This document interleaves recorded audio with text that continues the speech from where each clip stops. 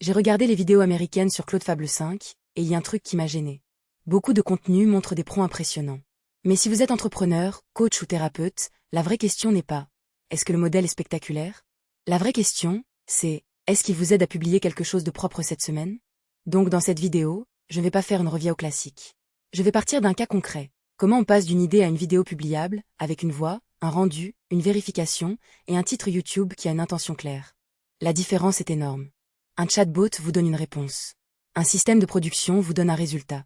Et quand on parle de business, c'est le résultat qui compte. Une vidéo, une page, une publicité, un message, quelque chose que vous pouvez vraiment montrer. Le piège avec la IPA, c'est de croire que le dernier modèle suffit. Mais dans la vraie vie, un bon modèle sans méthode produit surtout du brouillon plus vite. Le levier, ce n'est pas seulement Claude Fable 5. Le levier, c'est la boucle autour de lui. La boucle commence avant le prompt. D'abord, on choisit une intention. Ici, ce n'est pas juste parler de Claude Fable 5. L'intention, c'est aider un entrepreneur à comprendre comment utiliser l'IA pour produire sans perdre le contrôle. Ensuite, on choisit l'angle. L'angle que je garde est simple. Tout le monde utilise Claude Fable 5 comme un chatbot. Erreur. Le vrai usage, c'est d'en faire un copilote de production, qui aide à penser, structurer, vérifier et améliorer. Après ça, on écrit pour l'oral. Pas pour remplir une page. Une phrase doit faire avancer l'idée. Si une phrase ne clarifie rien, ne prouve rien, ou ne donne aucune énergie, on la coupe. C'est souvent là qu'une vidéo devient plus humaine. Puis on passe à la voix. Ici, je garde Vivienne, parce que la voix fait partie de la marque. Quand vous produisez une série de contenus, l'audience doit retrouver une cadence, un ton, une sensation familière. Ensuite, Remotion sert à transformer le script en vidéo contrôlable.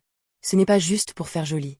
C'est utile parce que chaque étape peut être revue, le texte, le rythme, les visuels, la durée, le curseur, le rendu final. Et là, Claude Fable 5 devient intéressant. Je ne lui demanderai pas de tout faire à l'aveugle. Je l'utiliserai plutôt sur les moments chers, trouver l'angle, challenger le script, repérer les trous, proposer des variantes et auditer la vidéo avant publication. Parce que oui, si Fable coûte cher, il faut l'utiliser au bon endroit.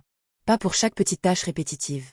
Pour l'exécution, on peut garder des outils locaux, Remotion, FFmpeg, des scripts simples. Le modèle fort doit rester sur la stratégie et le contrôle qualité.